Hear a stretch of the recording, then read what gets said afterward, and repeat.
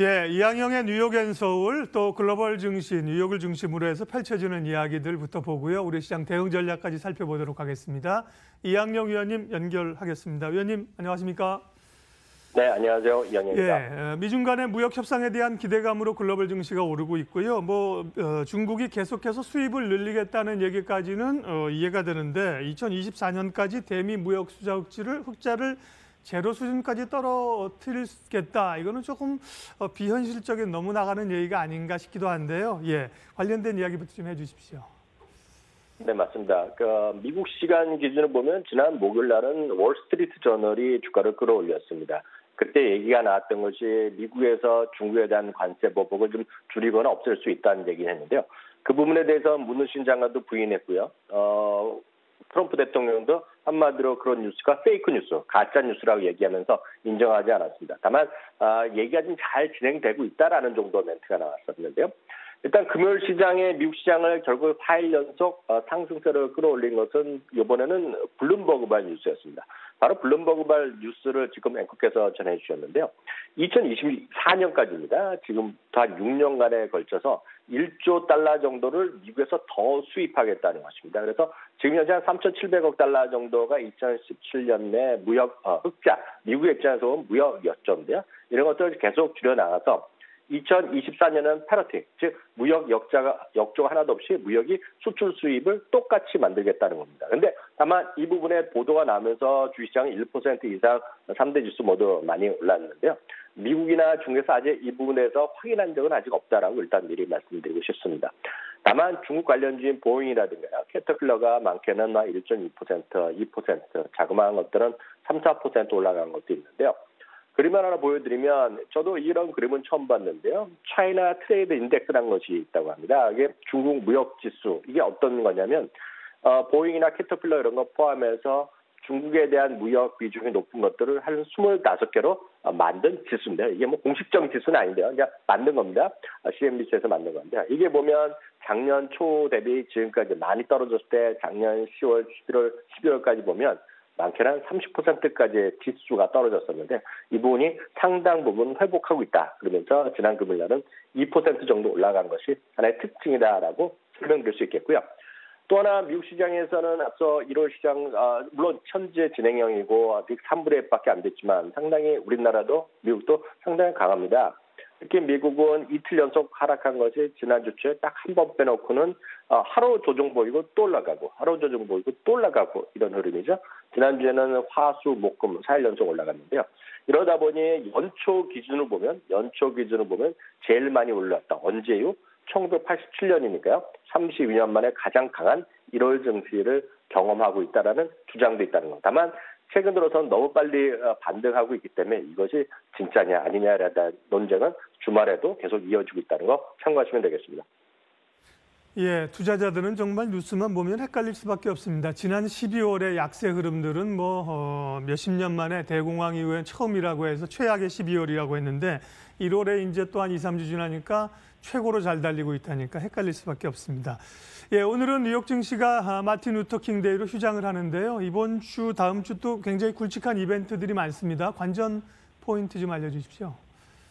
네, 서너 가지 정도로 제가 한번 정리해봤습니다. 첫 번째는 미중 간의 무역 협상에 대한 소위 낙관론이 이번 주에도 이어질 수 있을지가 흥미롭겠죠. 말씀드렸던 대로 트럼프 대통령은 협상을 진전되고는 있으나 최종적으로 확인할 수는 없다는 얘기였고요. 관세 철폐 등은 아직 고려할 대상은 아니다라고 분명히 얘기하고 있습니다. 다만 최근에 이런 진행 상황을 통해서 유호 중국 부총리가 30일과 31일 날 방미해서 또 상당히 진전된 협상을 할 것으로 알려지고 있는데 이것은 바로 북경에서 현재 진행되고 알려지고 있는 실무 협상이 잘 되고 있다는 것을 시사하고 있기 때문에 이번 주에도 계속 그런 뉴스가 이어질지 가장 큰 이슈가 되겠고요. 두 번째는 중국이죠. 역설적으로 중국은 오늘 오전이죠. 4분기 GDP를 발표하는데요. 6.4%가 지금 월가의 전망입니다. 그거 더 낮다라는 전망도 있습니다. 3분기는 6.5였는데 이 정도 나오면 결국은 2008년, 9년 금융위기 이후 최저 수준인데요. 바로 이런 것들이 역설적으로 보면 오히려 중국의 최근 들어서 경기 부양 의지가 오히려 긍정적으로 반영되고 있고 이런 중국의 영향은 아시아를 비롯한 우리나라를 비롯한 아시아 대부분에도 긍정적인 영향을 미칠 수도 있습니다. 즉 나쁘게 나오면 나쁘게 하는 것 자체가 오히려 악재로 반영되지 않을 수도 있다라는 그런 시각도 있다는 거 참고하시면 되겠고요. 또 이번 주에는 유럽과 일본이 모두 중앙은행 통화회의가 열립니다. 통화정책회의가 열리는데요. 물론 양국 모두 금리 동결이 기대되죠. 일본은 이제 마이너스 금리가 계속 유지될 텐데요. 이번에는 마리오 드라기 총재 기자회견과 구로다 총재 기자회견 2명 다 예정돼 있는데요.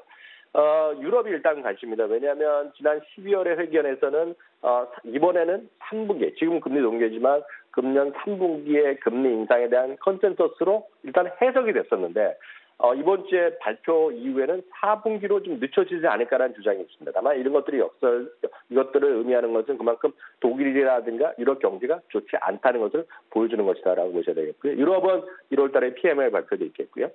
역시 마지막 이슈는 역시 미국의 실적 시즌입니다.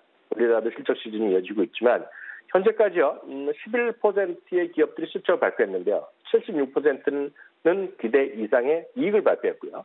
56%는 기대 이상의 매출을 발표했는데 굉장히 보면 이런 76%, 56%가 과거 평균, 최근에 한 10년 평균 중에서는 안 좋습니다. 그만큼 생각보다 더 좋아지는 모습은 없다라고 보셔야 되겠고요. 오히려요. 이익 증가는 10.6% 전망이 지금 나오고 있는데 12월 달에 물론 S&P의 전체고 지금은 10%밖에 안 나왔지만 12월 전망이 12.2% 증가했기 때문에 눈높이를 아직까지는 못 맞추고 있다는 주장이 많이 있습니다. 특히 더 중요한 것은 제가 한국 것도 자주 말씀드리지만 상반기의 이익 전망의 하향세가 지속되고 있다는 겁니다. 늘 말씀드리지만 이익 자체도 중요하지만 이익 전망의 컨센서스가 중요하다. 컨센서스의 추이가 중요하다 말씀드렸는데요. 최근 3개월간 4.5% 정도가 좀 줄어들었습니다. 4.6% 정도가 줄어들었습니다. 물론 이것조차도 한국보다는 좋습니다. 한국은 지난 4주간에 걸쳐서 한 달 만에 6% 정도 줄어들었거든요. 그래서 미국 그나마 괜찮지만 상대적으로 보면 미국도 과거에 비해서는 아주 많이 이익 전망이 낮춰지고 있다라고 보셔야 되겠고요. 이런 것은 결국 펀더멘탈보다는 미국도 미중 무역 전쟁 마무리 그리고 남북 북미 문제 등에 관한 기대감이 커져 있다라고 보셔야 되겠고요. 다만 이런 것들의 국내 주식에 미칠 영향은 똑같습니다. 뭐냐면 펀더멘탈을 제외하고는 긍정적 역할을 충분히 기대할 수 있어 보입니다.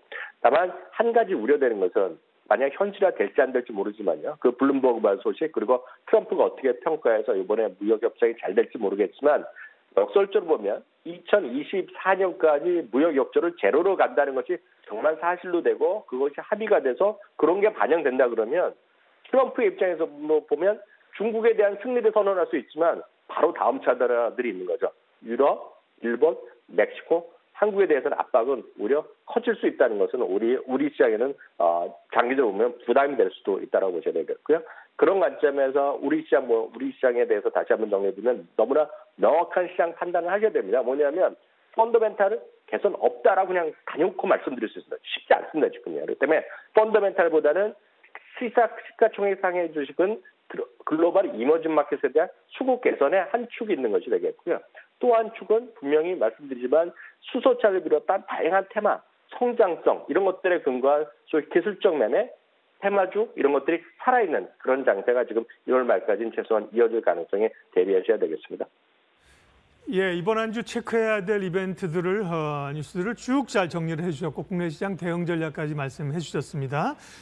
화요일부터 또 세계 경제 포럼 다보스 포럼이 열립니다. 그 부분은 이제 주요 정상들이 빠지고 이 주가에는 큰 영향은 없기 때문에 말씀을 또 안 하신 것 같습니다. 예, 뉴욕 증시와 국내 증시 비교해서 특징주 살펴보는 시간입니다. 특징주 크로스 오늘은 어떤 기업들인가요?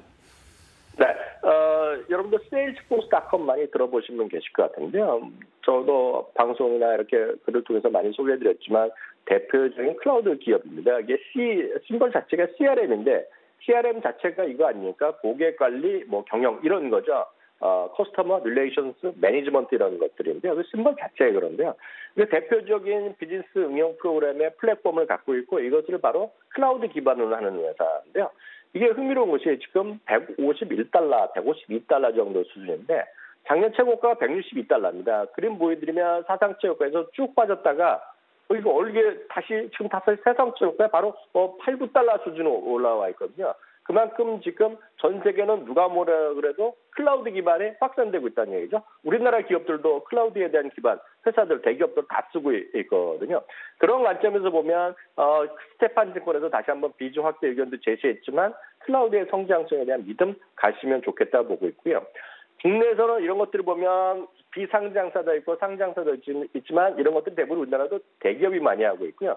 대기업 중에서도 소위 시스템 업체들이 다 갖고 있습니다. 삼성도 있고 LG도 있고 롯데도 있고 다 있거든요. 그게 바로 삼성그룹에서는 삼성 SDS 같은 것이다라고 말씀드릴 수 있어 보입니다. 미래세 대회에서 지난주 레포트를 하나 냈는데요. 레포트 제목에 모든 것이 설명되어 있다고 보고 있습니다. 2019년 IT 서비스 부문의 혁신적 성장이 예상된다고 하고 있고요. 목표 주가를 29만 원 제시하고 있네요. 증권사 목표 주가 평균은 한 27만 원 정도 되고 있는데요. 여전히 장기 매수 의견 저도 확인드릴 수 있겠습니다. 네, 뉴욕앤서울 또 주목할 특징주까지 이항영 전문위원 함께했습니다. 잘 들었습니다, 의원님. 감사합니다.